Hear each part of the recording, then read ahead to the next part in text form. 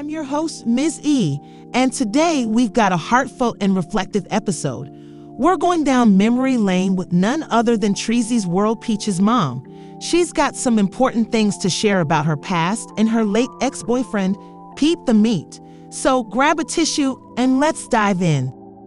Today is a somber day as we remember Pete the Meat on his Passover. With the service scheduled for tomorrow, Peach's mom shares that Pete held a special place in her heart. The connection between them seems to be evident, but it's not without its challenges. Peach's mom explains that Pete's passing is a hard pill to swallow. She talks about Pete's deep regret, and it's a heart-wrenching revelation, was not finding peace with his child, Peach. Pete wished for nothing more than to have a relationship with Peach, but life took us on separate paths, and that regret weighed heavily on him. Peach's mom then goes on to say, "My love for Pete is a part of my history, and it's something I want to acknowledge and honor." But there's a question that lingers in the air. Is it appropriate for a married woman to express such profound love for her late ex-boyfriend?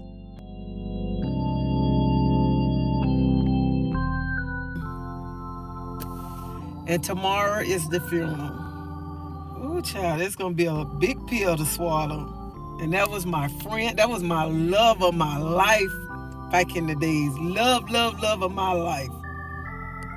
I always remember that man, because that man put these goals in my mouth and his initial in my mouth. And you know how you be in a relationship, you had them ups and downs in a relationship, but that was always my friend. That was my friend. My friend, even when we broke up, we were still friends. We still had our ups and downs and our moments, but that was my friend. And he never, ever, the only time he really called me Tracy is like when we first got together.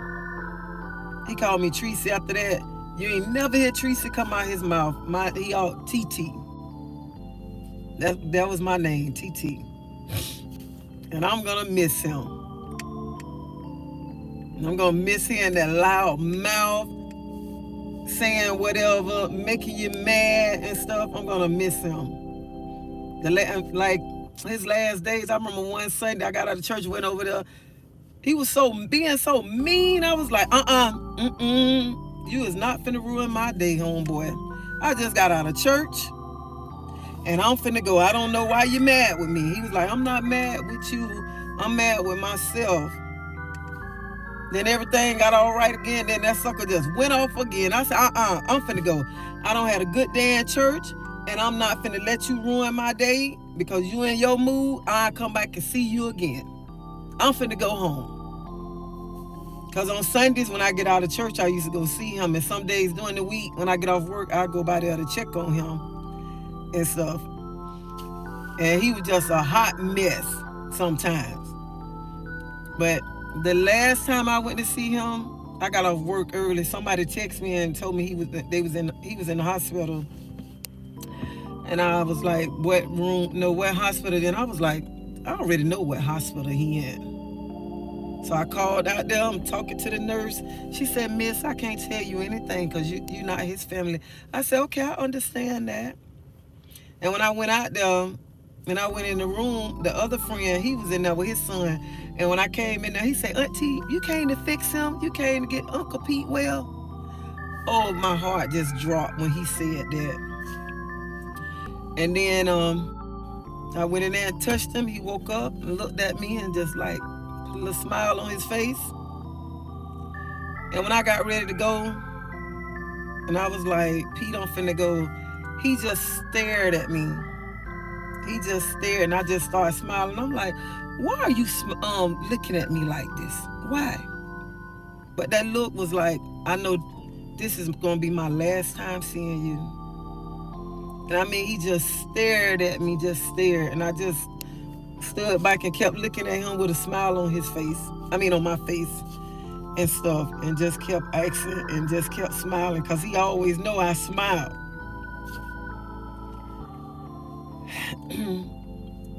So that was the last time that he got to see me, that day right there. And he knew it. That's why he kept smiling. Staring at me. And when he got sick, he came, I went to see him, and he apologized to me for everything that he did to me. Because he knew it was Teresa and Pete. He knew Teresa loved him. Teresa had his bike. Teresa holding down. We bought that money and stuff. And he knew what he had. And I really appreciated him when he apologized to me. And he told me, I will always, always love you, Teresa, TT. And that was my first love. My first love. The man who had my head spinning and stuff. And we had some good memories. We had some good memories together. We had good, we had bad, we had ups and downs and everything. But honey, I loved that man back then, and I still loved him to the day he died. Because that was my first love. And I'll never forget him. Never, ever. And I can't. When I look in the mirror to open my mouth, them initials in my mouth with that ruby sitting up on there. So I would never, ever forget him. No, I can't hold a grudge against him because me and him had some ups and downs. He just wasn't no good. No good. And I don't know how many, I don't really even much know how many kids he really got. I really don't. But I know the ones that is his kids, that are his kids and stuff. And you know, he ain't got all them kids that he claimed. He couldn't take care of all them kids back then. You know, when he started having all them kids, but back then it was something different because it wasn't that many kids. We had money. And I say money. We had money back then. Like this right here. He done made peace with God. And he was like, it's just one person that I can't get the peace with. And you know who that person is. So I was like, yeah. Look, he was like, yeah, you know that look. He said, if anybody knows anything, memories about my dad, I know you do. I know you got some memories. And when he said that, that really touched my heart when he said that yesterday. Because I loved that man. Oh my God, I loved him. I mean, I'm out here, got to fight women by him. And back in the days, the lady told me, she said, I know you. I said, you know me? She said, yeah. She was messing with him.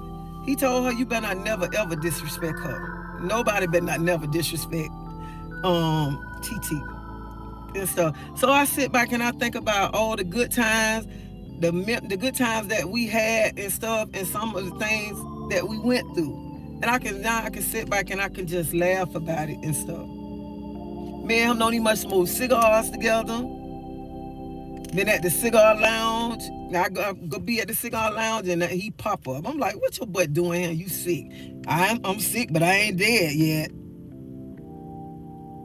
And no matter where we saw each other at, we always showed each other love no matter what. Because that's the type of relationship that me and him had. I don't care who he was with. He showed me love. And I be with my husband. He come around, show him love. Him and my husband can sit and drink. He don't came to our apartment, our house, sat there and had drinks with us and everything.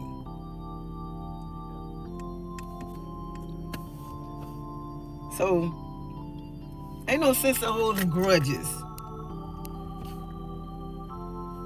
And a lot of, you don't went through a lot, you know what I'm saying? We be around here, be hating on your kid's father and stuff about simple things.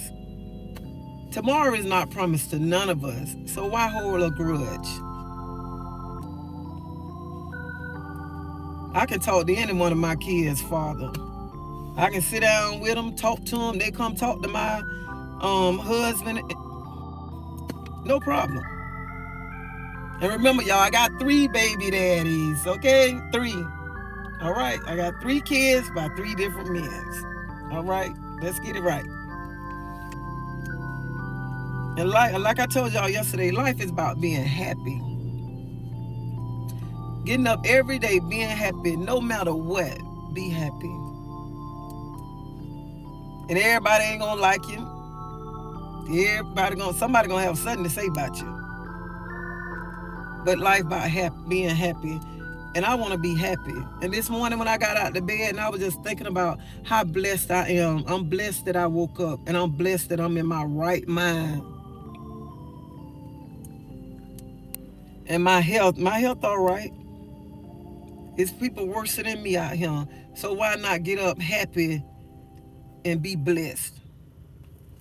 Yeah, Pete do got, you could tell Pete kids, because all Pete kids kind of favor his kids, and they got that nose just like him. You could tell his kids. And he loved his kids. He loved all his kids. And if I sit on here and I just say something bad about him, I'll be wrong. Even the things that he took me through, I'll still be wrong to talk about him like a dog. Because why talk about somebody like a dog, the person that you once was so in love with? Why would I do that? And when I got ready to leave his house yesterday, and one of the men, he was like, "You better not be around him fighting no more." I'm like, "What you talking about, Willis?" He said, "Girl, you've been fighting all your life." I said, "Why I had to fight all my life?" I had to fight because of who? Pete? And he gonna bust out laughing. He told me, "I remember you tried to fight Pete one time. And then y'all go home together." I said, that sucker had me out here fighting and everything. About women. You stay with me and I still got to fight a woman about you. Because she trying me about you. I have so many good memories of him and some crazy stuff. Crazy stuff. And let's get this straight now. Pete didn't beat on Tracy, okay? Pete didn't beat on me. He raised that voice and got that deep voice in him and stuff. He'll raise that voice and I'd be like, who you talking to? You ain't talking to me. And my friend reminded me yesterday, she called me, we was on the phone and we was talking, and she said, "Tracy, remember that time Pete said, TT, if you don't go out for so many weeks, that he was gonna pay me." And I was like, "Yep." She said, "And you ain't even much win that bet right there." And I was like, what the heck I had to get in a bet for? I kept the money. I didn't have to think about that bet. I kept the money. I knew where the money was, so it ain't even much matter about no bet.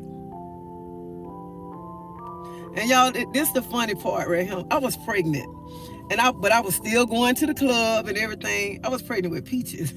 I was still going to the club, and that day that I went to buy something in the mall on a Saturday, it was April 15th, and my brother said, "Tree, you keep on going to the club." I'm in Boogie's, and I go to in pain.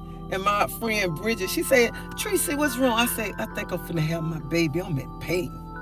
So they take me to the hospital. They calling Pete.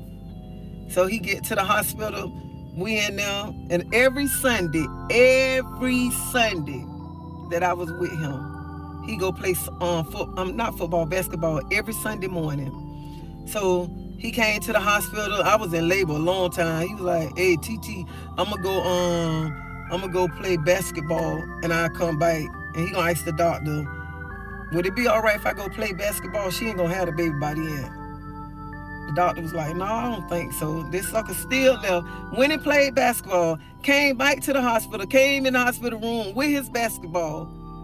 And then I think I had my baby like an hour or so after that right now. I'm like, look at this.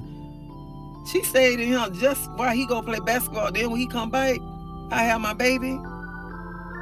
So he was in there when I had my child. So I got so many good memories of him.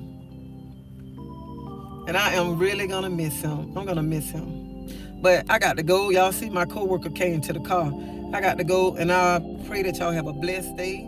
Treasy reminds us that love can take many forms and doesn't always fit into societal boxes. It's about being true to one's feelings and recognizing the complexity of human emotions. Life is a tapestry of emotions, and today's story is a reminder of that. Thanks for joining me today.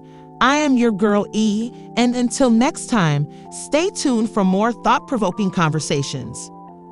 What do you think about how Treasy feels about Pete? Be sure to leave a comment down below. And if you haven't already subscribed, please subscribe, and I'm out.